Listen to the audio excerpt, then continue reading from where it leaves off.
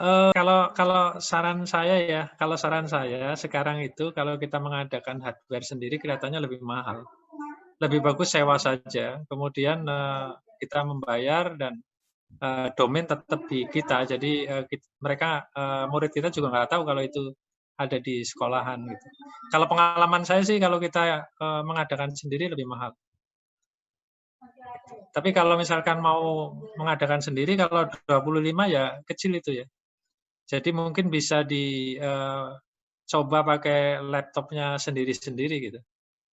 Kalau 25 orang ya, pakai laptopnya bapak guru sebagai, server begitu, kemudian diakses oleh apa namanya, murid-muridnya begitu.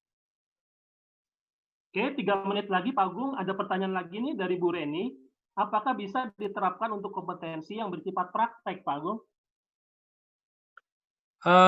Selama ini yang dilakukan itu, kalau misalkan saya ngomong bisa, itu butuh lab virtual ya, jadi kayak virtual reality gitu. Jadi, semacam kayak main video dan game ya, seperti itu bisa. Tapi, mungkin, kalau yang sifatnya tidak bisa di-online-kan nggak bisa. Tapi biasanya yang dilakukan juga yang paling gampang adalah, memberikan, prosedur lab atau peragaan lab secara online, sehingga pada saat, siswa masuk, dia sudah punya pengetahuan bagaimana apa yang harus dia kerjakan di lab. Jadi menjadi lebih singkat waktunya. Oke, berikutnya Pak Agung, dari Pak Samiyanto nih Pak. Untuk sewa hosting, Pak Agung rekomennya apa?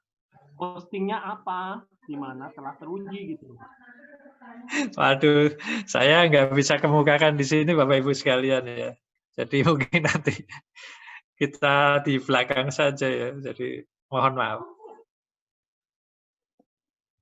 Terus Pak Gatot?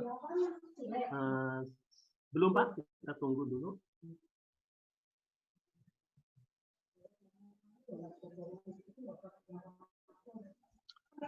Itu tes VPS itu apa ya? Itu jawaban dari Pak Komang itu Pak. Oh. Virtual Private Server katanya.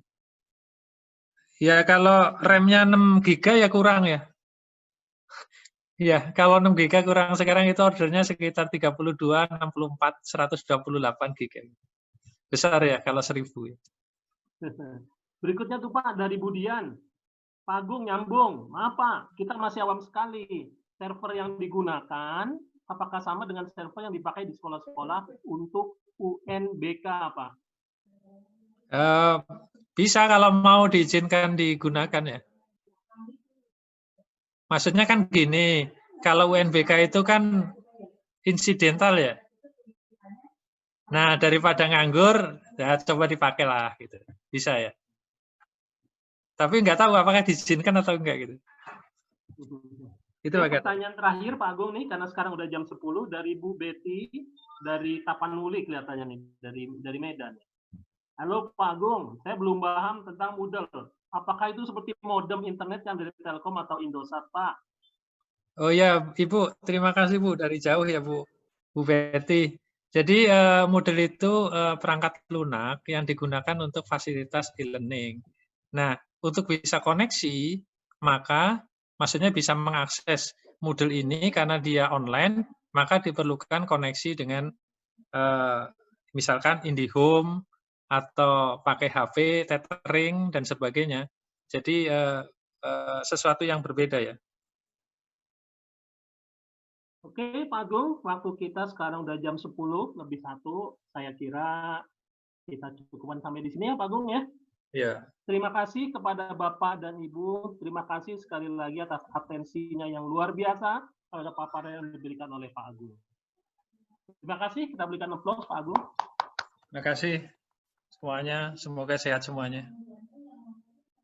Oke, berikutnya kita masuk kepada sesi berikutnya yang akan dibawakan oleh mahasiswa kami, yaitu Bakit.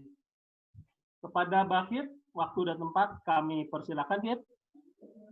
Ya, terima kasih Pak Gatot.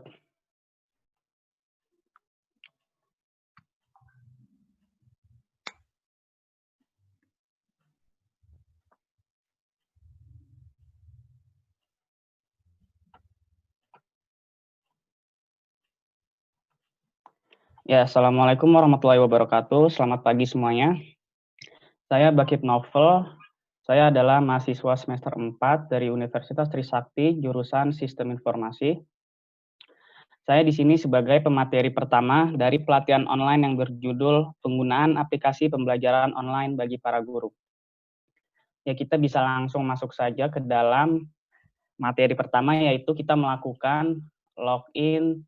Kita membuka terlebih dahulu website ginomio.com ya Ibu-Ibu, Bapak-Bapak.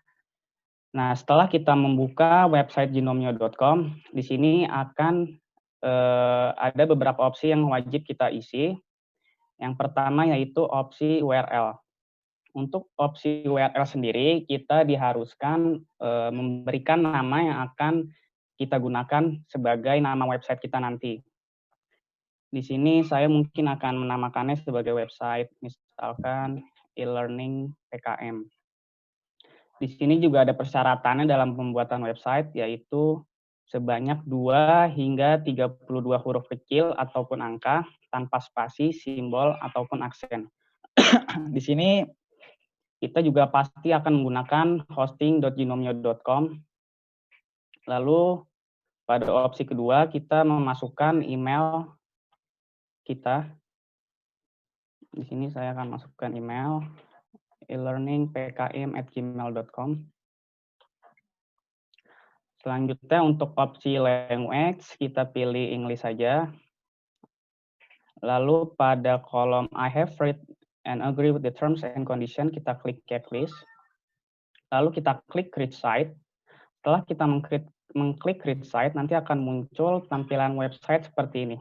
Your site is being created.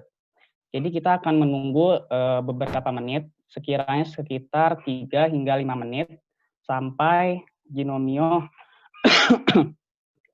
akan meng-email pada Gmail yang telah kita daftarkan tadi. Setelah kita menunggu sekiranya 3 hingga 5 menit, maka akan muncul email, yaitu kita buka saja. Nanti di dalam email tersebut, kita akan diberikan nama website yang telah kita buat. Seperti tadi kita membuatnya, yaitu e-learningpkm.ginomio.com. Serta kita diberikan pula username serta password yang akan kita lakukan login nanti ke dalam website Moodle-nya ya. Kita bisa langsung membuka website yang kita buat tadi. Buka tautan baru.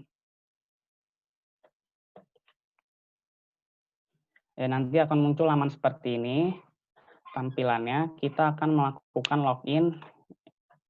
Untuk tulisan login akan berada di pojok layar kanan atas kita. Kita klik saja. Ya, nanti tampilannya kita akan seperti ini. Kita harus memasukkan username serta password yang diberikan oleh Ginomio tadi ya. Kita buka emailnya kembali. Username-nya ialah admin. Kita klik admin.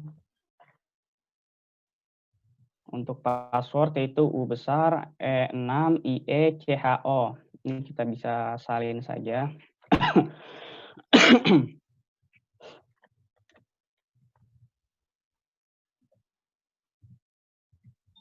Setelah kita masukkan, kita klik login.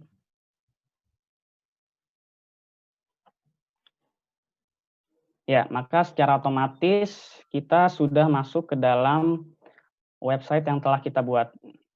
Terlihat jelas e-learningpkm.ginomio.com. Lalu selanjutnya saya akan mengajarkan cara mengubah password supaya kita tidak memerlukan untuk mengingat password yang diberikan oleh Moodle melalui Gmail tadi. Kita pertama-tama klik profil kita pada pojok kanan atas, lalu klik opsi profile. Pada opsi profile ada logo settings di sebelah kanan sini ya. Lalu kita klik tanda panah ke bawah. Nah, nanti akan muncul beberapa opsi seperti edit profile, change password,